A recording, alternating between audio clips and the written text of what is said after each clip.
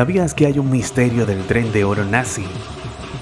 El cual es uno de los relatos más fascinantes que emergieron tras la Segunda Guerra Mundial. Esta historia, mezcla de hechos documentados y especulación, sigue alimentando la imaginación de cazadores de tesoros, historiadores y curiosos de todo el mundo.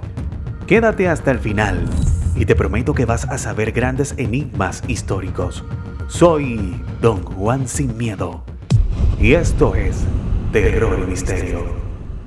El tren del oro nazi es una leyenda urbana sobre un tren cargado de oro y tesoros que fue escondido por los nazis en el sureste de Polonia durante los últimos días de la Segunda Guerra Mundial. Según la historia apócrifa, un tren blindado nazi cargado de oro y otros tesoros salió de Breslau, hoy Breslavia. En los últimos meses de la Segunda Guerra Mundial llegó a la estación de Friburgo, en Silesia, pero no a la siguiente estación en Waldenburg, en Silesia. Han comentado incontables teorías sobre su paradero. Algunas versiones de historiadores sugieren que fue enterrado por explosiones controladas para esconder su carga, mientras que otros indican que simplemente fue abandonado en una mina de carbón abandonada o en un sistema de túneles bajo el castillo de Schloss, que formaba parte del proyecto de construcción nazi ultra secreto e inacabado Proyecto Ries, en las montañas de Buo. Se suponía que a bordo del tren había más de 330 toneladas de oro, joyas, armas y obras maestras de arte. A pesar de numerosas búsquedas desde 1945, incluso por parte del ejército polaco, durante la Guerra Fría, nunca se ha encontrado ninguna evidencia del tren, sus vías o su tesoro. Los historiadores creen que el tren nunca existió. Se cree que el tren se encuentra a más de 100 metros bajo tierra, oculto en unos túneles subterráneos que existen bajo las montañas de Waldbridge, que es una zona que Hitler ordenó construir una serie de corredores secretos con fines desconocidos. De momento, aseguran los historiadores, es que hay un convoy bajo tierra. Se piensa que podría estar entre las ciudades de Wrocław, Breslavia y Waldbridge, pero nada se sabe de su contenido. A lo largo de los años, varios equipos de cazadores de tesoros y arqueólogos intentaron localizar el tren, pero hasta ahora no se ha encontrado evidencia concluyente de su existencia. Sin embargo, en 2015, el cazador de tesoros Piotr Koper afirmó haber localizado un tren enterrado utilizando tecnología de radar. Este supuesto descubrimiento se situaba cerca de Waldbridge. La búsqueda culminó con una excavación en la que participaron militares polacos, funcionarios estatales y personas con financiación privada. Sin embargo, las excavaciones se detuvieron cuando se descubrió que la anomalía detectada era geología natural. El interés por el tren llevó a un grupo de entusiastas a construir una réplica de tamaño real de un tren blindado nazi con una esperanza de que se convirtiera en una atracción turística. Tadeusz Slowikowski pasó más de la mitad de su vida buscando y cuenta cómo fue esa aventura.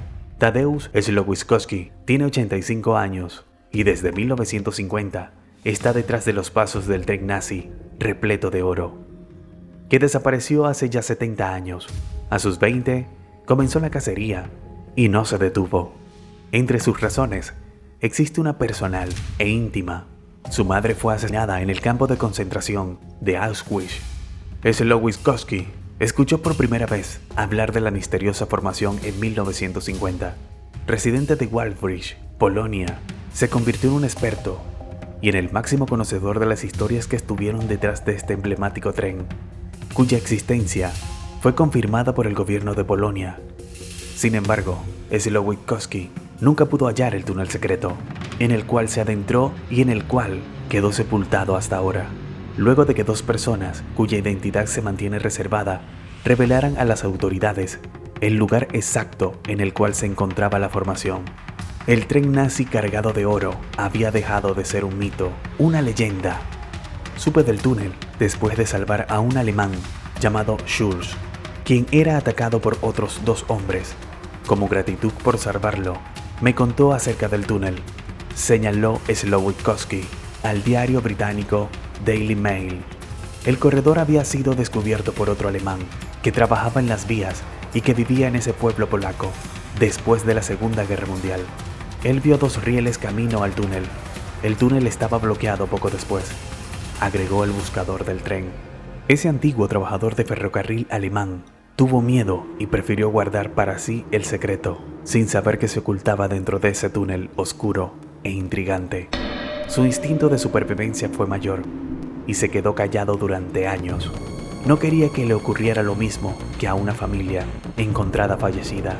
Su casa era clave y ellos podrían saber demasiado. Desde las ventanas más altas podías ver todo lo llegando y saliendo por la línea de vías. El 5 de mayo de 1945, la familia que vivía allí fue ejecutada y casi demolida. Fue 3 días antes de que los soviéticos tomaran el pueblo, recordó Slowiskowski. Quien los haya eliminado no quería que ellos hablaran de algo que hubieran visto. No hay nada allí ahora, solo un lugar vacío, donde solía estar la casa. Nada fue construido allí desde entonces. La leyenda local habla además del paso de vagones de trenes absolutamente armados con cañones y ametralladoras. Nunca fue confirmado, pero ese mito alimentó la idea de que algo más sucedió allí, en ese pequeño pueblo polaco que vivió la muerte de la Segunda Guerra Mundial muy de cerca. Esa creencia tenía, además, un ingrediente muy sabroso para completar la leyenda. El tren oculto sobre una colina estaba lleno de oro, producto de lo robado a las víctimas del Holocausto. Después de décadas y de presentar múltiples pruebas que sustentaban la historia del tren nazi, recién en 2003 se permitió a Slowiskowski explorar el área para determinar si efectivamente existía esa formación fantasma. Pero el peligro continuó una vez reiniciada la búsqueda. Tan pronto como empezamos, 3 hombres de civil y con armas de fuego se acercaron a nosotros y nos amenazaron, diciéndonos que nos detuviéramos. No supe quiénes eran, pero tuve sospechas, recordó el hombre. Poco tiempo después, mi perro fue envenenado. Luego rompieron mi puerta de casa y mi teléfono fue intervenido.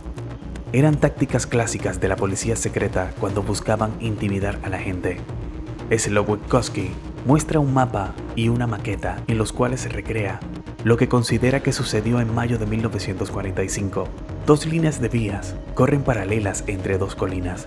Una de ellas se desprende, otro camino al túnel secreto. Esas vías ya no existen. El gobierno polaco tomó nota y ahora militarizará la zona para evitar que se pierda pruebas de hallazgo. Confirmado, pero aún no rescatado. Roman Seleimey, alcalde de Wałbrzych, expresó: Wałbrzych y Silesia Baja están llenas de secretos. Informo además que el área será custodiada por presencia militar. Pero el hallazgo aún está lejos de terminar de concretarse.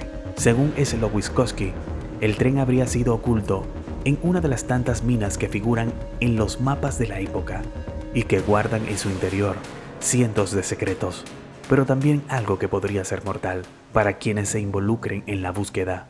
Hay trampas de explosivos. Esa teoría coincide con otra expuesta por Magdalena Waux, directora del castillo donde funcionaron los cuarteles generales de los nazis en esa época polaca. Es posible que haya más trenes en Wałbrzych, señaló la experta del diario inglés The Telegraph. Quizás el oro no esté en el tren que se ha encontrado, pero tal vez sí en alguno de otros trenes militarizados, expuso la mujer. Además de oro, él o los trenes podrían tener también valiosísimas obras de arte, de las cuales no se tienen noticia desde 1945, e incluso planes secretos de los nazis, lo cual podría arrojar más luz sobre una de las etapas más oscuras de la historia de la humanidad. En resumen, la historia del tren del oro nazi es un poderoso mito que combina hechos con fantasía, convirtiéndose en un atractivo turístico y un misterio sin resolver para muchos, aunque la evidencia apunta a que es solo eso, una leyenda. La historia de la cámara de ámbar, un misterio aún sin resolver. El origen de la cámara de ámbar se remonta a 1701, cuando Federico I de Prusia encargó construir una lujosa sala en el Palacio Real de Berlín, con las paredes y el mobiliario revestido de ámbar, un material que valía, en ese entonces, 2 veces más que el oro. Estaba construida con paneles de ámbar, láminas de oro y piedras preciosas, y terminó siendo propiedad del emperador ruso Pedro I el Grande. Pero durante la Segunda Guerra Mundial, el Palacio de Catalina fue saqueado, y este tesoro, que podría alcanzar los 450 millones de dólares, robado por los nazis, su destino final era el Museo del Führer, pero aseguran que nunca llegó allí. Considerada la octava maravilla del mundo por su singular belleza, su paradero sigue siendo incierto. Sus paredes doradas brillaban por los enchapados de ámbar que tenían detalles en oro y estaban acompañados de espejos y gemas preciosas. Ocupaba 55 metros cuadrados y su construcción había requerido 6 toneladas de ese material y el trabajo de expertos artesanos. La construcción de la primera habitación empezó en 1701 y estuvo a cargo del escultor Andreas Schuller por orden de Federico I, el primer rey de Prusia. En una primera instancia, se pensaba instalarla en el castillo de Charlottenburg, que se encuentra en Alemania, pero finalmente se decidió que su destino era el Palacio de Berlín. Allí, esta joya gigante llamó la atención del zar Pedro I el Grande, que quedó obnubilado con su belleza durante una visita a la ciudad alemana con el fin de forjar una alianza militar con Prusia contra Suecia. En 1717, Federico Guillermo I de Prusia selló este acuerdo, regalando la lujosa sala a su nuevo aliado. Para esto, la sala fue desmontada y empaquetada para su traslado hasta San Petersburgo, primero por mar y después por tierra, en 18 trineos tirados por caballos. Una vez allí, se decidió instalarla en el Palacio de Catalina, ubicado a las afueras de lo que entonces era Leningrado, en la ciudad de Chaskuyeselok, residencia de verano de los zares. En su llegada, se le añadieron 48 metros cuadrados de paneles de ámbar, y su decoración se enriqueció con nuevos mosaicos. Al finalizar su última remodelación, en 1770, 6 toneladas de paneles de ámbar, abundante cantidad de oro, innumerables gemas, 24 espejos y un suelo de maderas preciosas envolvían una sala de 96 metros cuadrados que albergaba 70 objetos también de ese material. Durante los 2 siglos siguientes, la cámara de ámbar se convirtió en una de las joyas de la corona de los zares y sobrevivió intacta a 7 restauraciones, incluso a la Revolución de 1917.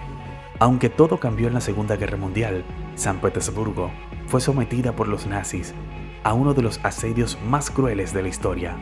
Este duró 900 días y murieron más de 1 millón de personas.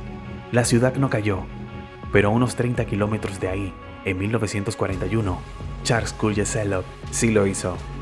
Durante la ocupación, se llevó adelante una operación conocida como el expolio nazi. Consistía en el robo de obras de arte y otros artículos de valor, realizado por oficiales alemanes que muchas veces iban acompañados por expertos conservacionistas para no dañar las piezas en los saqueos. Uno de los históricos edificios que lo sufrió fue el Palacio de Catalina, hogar de la octava maravilla del mundo. Debido a sus dimensiones y fragilidad, la cámara de ámbar no pudo ser evacuada por los soviéticos para ponerla a salvo, como sí lo fueron sus muebles y otros 20.000 objetos del palacio. En un vano intento de salvarla, las autoridades cubrieron sus paredes con papel pintado, sobre el que se colocó una capa de algodón y tablas de madera, además de tapices y mantas. Pero los alemanes tardaron poco en encontrarla y apenas 36 horas en desmontarla y empaquetarla en una operación supervisada por el experto del arte Alfred Rodek. Por orden expresa de Adolf Hitler, la sala de singular belleza debía regresar a su verdadero hogar, Berlín. A los pocos días, los plafones llegaron al museo del simbólico castillo de Königsberg, donde había sido coronado el primer rey de Prusia, Federico I. Allí, Rodek había reunido una inmensa colección de arte y se quedó para el estudio y exhibición de la cámara reconstruida, la cual permaneció expuesta hasta los ataques aéreos aliados, cuando empezaron a devastar la ciudad en 1944. Mientras Königsberg se desmoronaba bajo las bombas, la cámara de ámbar fue embalada en la bodega de un restaurante del castillo, y esa fue la última vez que la vieron. Nadie sabe lo que sucedió con ella, Cuando los soldados del Ejército Rojo tomaron la ciudad en abril de 1945, no hallaron ni rastro de la sala entre las ruinas del castillo. Rodek, que se negó a ser evacuado y permaneció con su mujer junto a la colección hasta la entrada de los soviéticos, tampoco contó nada.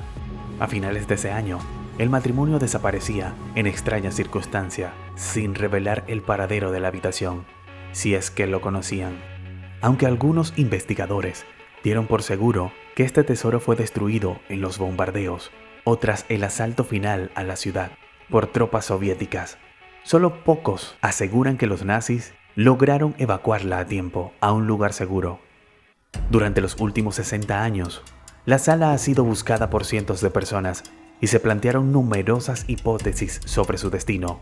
Pese al tiempo pasado, el misterio sobre el paradero de la antigua cámara no cesa. En 2020, una expedición polaca levantó todas las alarmas al asegurar que el tesoro de ámbar se encontraba en el fondo del mar Báltico. El barco Karl Justima fue descubierto en septiembre de ese año, a unos 88 metros bajo el nivel del mar, cerca de las costas de Ustka, en Polonia. Este navío se hundió el 13 de abril de 1945 tras ser atacado por aviones soviéticos y se creía que podría contener los tesoros de la cámara de ámbar, porque su último lugar de partida fue precisamente donde se dio el saqueo. Sin embargo, semanas de búsqueda no dieron ningún resultado. En todas las suposiciones, el tiempo juega en contra de la conservación de la cámara de ámbar que, en ausencias de las condiciones adecuadas, podría haber quedado reducida a escombros.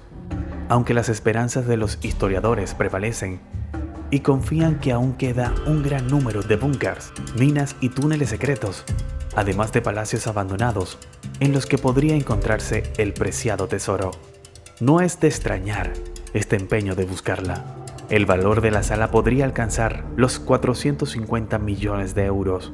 En 1979, las autoridades soviéticas decidieron construir una réplica exacta de la sala que se inauguró en 2003, coincidiendo con el tricentenario de la fundación de San Petersburgo.